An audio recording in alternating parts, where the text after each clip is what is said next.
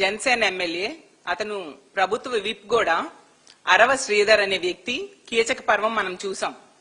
ఎంత జుగుత్సాకరంగా అతను వ్యవహరించిన వీడియోలు బయటికి రావడం జరిగింది. నిజంగా ఆ వీడియోస్ చూస్తే ఈ రాష్ట్రంలో ఉన్న మహిళలందరూ సిగ్గుతో తలదించుకున్నారు. అంత దారుణంగా అతను వ్యవహరించాడు. ఒక మహిళని, అది ఒక ప్రభుత్వ ఉద్యోగిని ఎంత దారుణంగా లోబర్చుకున్నాడు, ట్రాప్ చేశాడు. మోసం చేయడమే కాకుండా 5 సార్లు అబార్షన్స్ చేయించడం, బెదిరించడం, కొట్టడం. అంటే ఎంత బరి తెగించి ఈ కూటమిలో ఉన్న ఎమ్మెల్యేలు వ్యవహరిస్తున్నారో ఈ సందర్భంలో మనకు అర్థమవుతుంది. ఇలాంటి సంఘటనలు గత కొన్ని నెలలుగా ఈ కూటమి ప్రభుత్వం అధికారంలోకి వచ్చాక పదే పదే మనం వింటూ ఉన్నాము, చూస్తూ ఉన్నాము. దీనికి ఒకటే కారణం నాకు అనిపిస్తూ ఉంది. ఏంటంటే ఈ కూటమిలో ఉన్న ఎమ్మెల్యేలకు గాని, తెలుగుదేశం పార్టీ జనసేన నాయకులకు గాని, వాళ్ళ కార్యకర్తలకు గాని ఇలాంటి తప్పుడు పనులు చేస్తే శిక్షిస్తుంది ప్రభుత్వము అనే భయం లేని పరిస్థితి. అందువల్ల ఈ విధంగా బరి తెగించి విచ్చలవిడిగా మహిళల జీవితాలతో వీళ్ళు ఆడుకుంటూ ఉన్నారు. మొన్ననే చూసాం ఆ మినిస్టర్ సంధ్యారాణి పిఏ వ్యవహారంలో ఎంత దారుణంగా ఒక ప్రభుత్వ ఉద్యోగి అయిన మహిళను మోసం చేసి లోబర్చుకొని ఆమెని అతను వేరే వాళ్ళకు కూడా తాచడానికి ప్రయత్నిస్తే ఏమైనా న్యాయం జరుగుతుందేమో అని చెప్పి అందరూ ఆశించడం జరిగింది. నెల రోజుల తర్వాత చూస్తే ఎవరైనా నిందితుడు జైల్లో కూర్చుంటాడు, కానీ ఈ కూటమి ప్రభుత్వంలో ఆ బాధితురాలు జైల్లో కూర్చుంది. అలాంటి దారుణమైన పరిస్థితులు ఈ రాష్ట్రంలో నెలకొని ఉన్నాయి. మరి ఇలాంటి సంఘటనలు జరుగుతూ ఉంటే తప్పు చేసిన వాళ్ళని ఈ కూటమి ప్రభుత్వంలో శిక్షించకపోతే మరి ఇలాంటి వాళ్ళు ఇలాంటి తప్పుడు పనులు చేయగా ఏం చేస్తారు?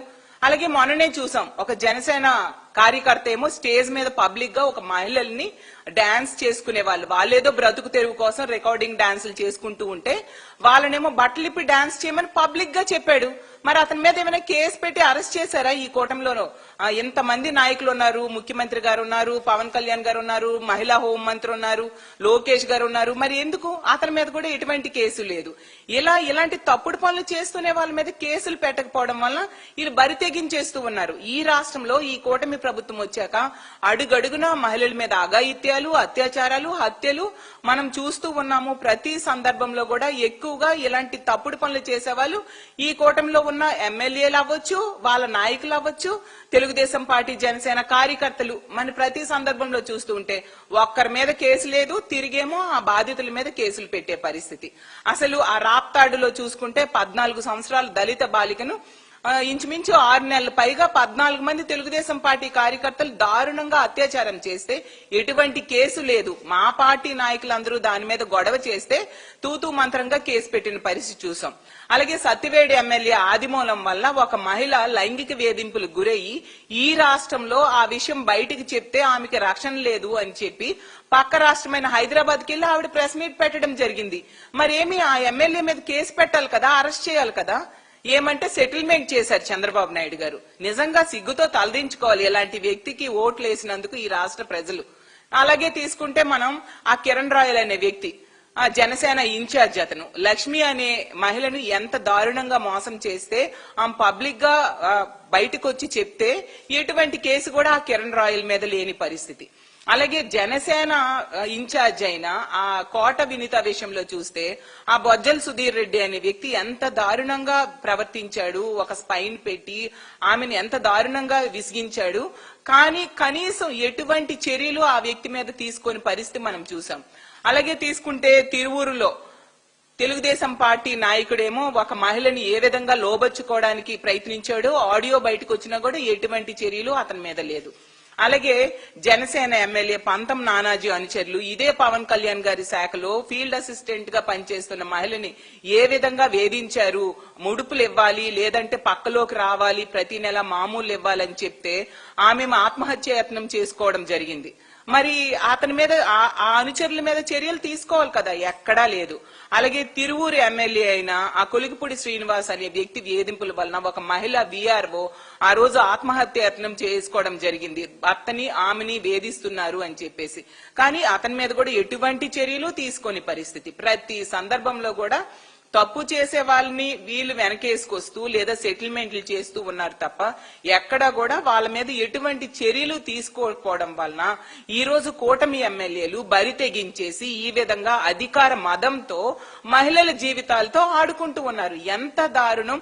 ఆ మహిళని ట్రాప్ చేయడమే కాకుండా లోబొచ్చుకున్నాడు, అలాగే పెళ్లి చేసుకుంటానని మోసం చేశాడు, బెదిరించాడు, అలాగే కొట్టడం జరిగింది. ఆమె ఎంత బాధపడి ఉండి అలా వీడియోలు చేస్తుంది అర్థం చేసుకోండి. ఇలాంటి వాళ్ళకా ఎన్నుకున్నాము అనేసి ఈ రోజు నిజంగా ఈ రాష్ట్రంలో ఉన్న ఈ కూటమికి ఓట్లేసిన వాళ్ళు బాధపడుతూ ఉండే పరిస్థితి. మాట్లాడితే చాలా డైలాగ్స్ చెప్తూ ఉంటారు పవన్ కళ్యాణ్ గారు. తాట తీస్తాను, మహిళల మీద ఎవరైనా చేయి వేస్తే వాళ్ళ తాట తీస్తానని చెప్తారు పవన్ కళ్యాణ్ గారు. మరి పవన్ కళ్యాణ్ గారు మీ ఎమ్మెల్యే కదా ఇలాంటి పని చేశాడు, ఒక మహిళని ఎంత దారుణంగా మోసం చేశాడు, 5 సార్లు అబార్షన్ చేశాడు, ఆమె జీవితాన్ని నాశనం చేశాడు, లొంగకపోతే కొడుకుని చంపేస్తానని చెప్పి బెదిరించాడు కదా. ముందు తాట తీయండి, మీ ఎమ్మెల్యే తాట తీయండి, సుమోటోగా ప్రభుత్వం కేసు నమోదు చేసేట్టుగా చేయండి, అతన్ని అరెస్ట్ చేయండి, మీ పార్టీ నుంచి ముందు సస్పెండ్ చేయండి. పవన్ కళ్యాణ్ గారు దయించి సస్పెండ్ చేయండి అని అడుగుతున్నాం. అలాగే చంద్రబాబు నాయుడు గారు మాట్లాడితే చెప్తారు ఎవరైనా ఈ రాష్ట్రంలో మహిళ మీద చేయేస్తే అదే చివరి రోజు అంట. చంద్రబాబు నాయుడు గారు ఇన్ని సంఘటనలు నేను చెప్పాను, మీ ఎమ్మెల్యేలు చేస్తున్నారు, మీ కూటమి ఎమ్మెల్యేలు చేస్తున్నారు, మీ నాయకులు చేస్తూ ఉన్నారు.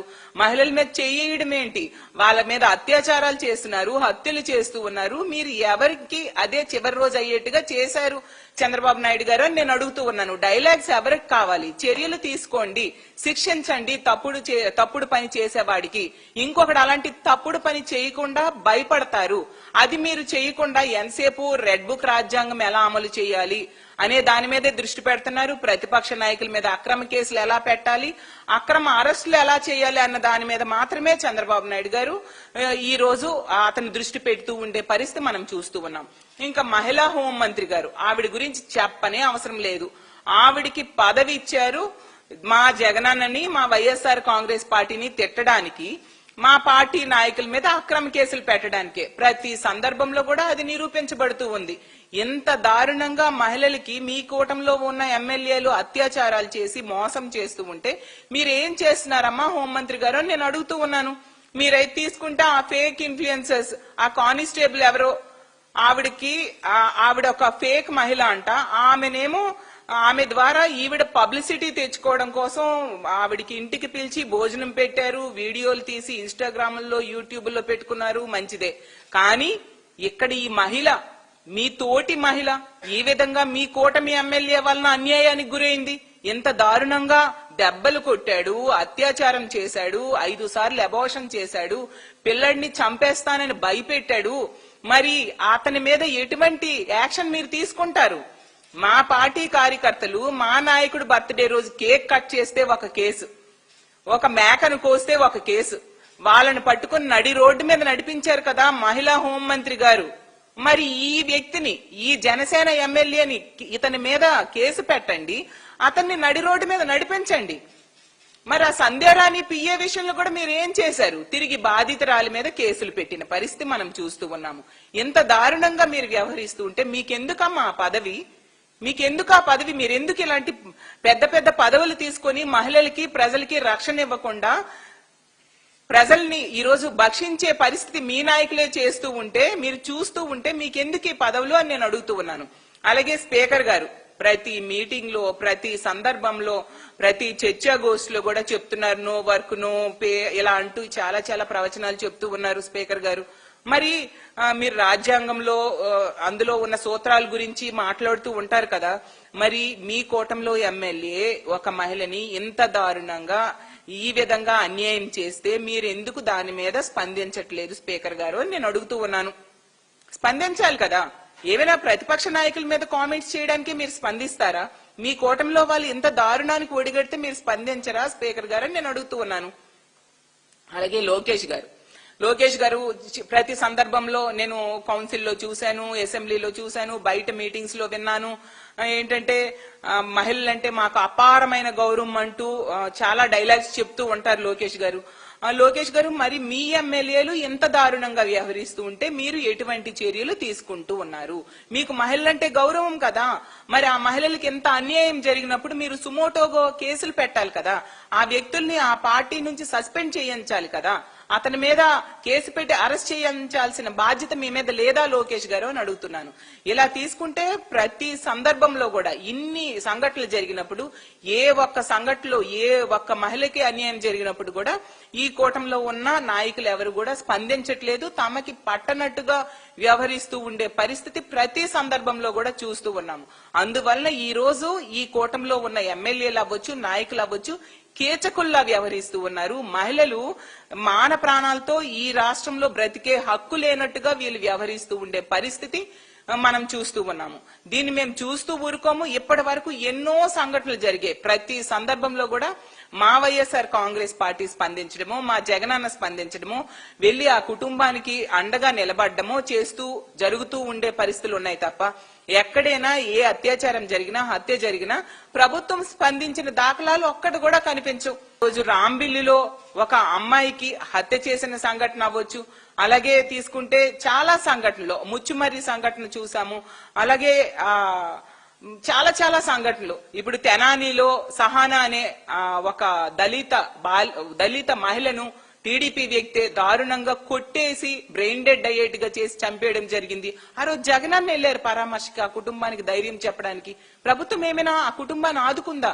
మా జగనన్న ఆదుకోవడం జరిగింది. ఇలా ప్రతి సందర్భంలో కూడా రాజమండ్రిలో తీసుకుంటే బీఫార్మసీ విద్యార్థిని తెలుగుదేశం పార్టీ నాయకుడే ఎంత దారుణంగా ఆమెకి చంపడం జరిగింది. ఆమె ఆత్మహత్యకు కారణమయ్యాడు అతను. మరి ఈ ప్రభుత్వం ఏమైనా చర్యలు తీసుకుందా అతని మీద?